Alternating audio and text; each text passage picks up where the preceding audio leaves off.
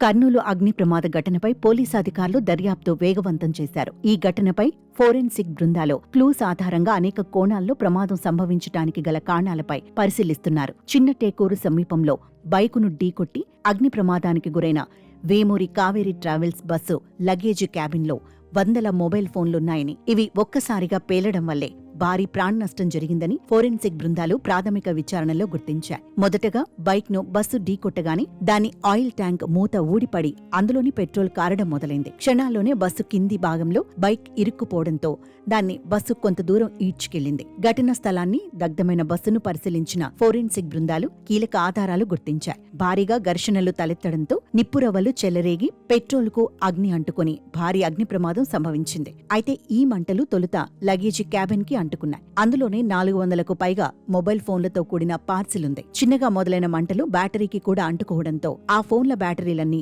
ఒక్కసారిగా పేలాయి. క్షణాల్లోనే వ్యాపించిన మంటలు లగేజీ క్యాబిన్ పై భాగంలోని ప్రయాణికుల కంపార్ట్మెంట్ కు వ్యాపించాయి. దీంతో బస్సు మొదటి భాగంలోని సీట్లు, బెర్త్లో ఉన్నవారు మంటల్లో సజీవ దహనమయ్యారని అధికారులు వివరించారు.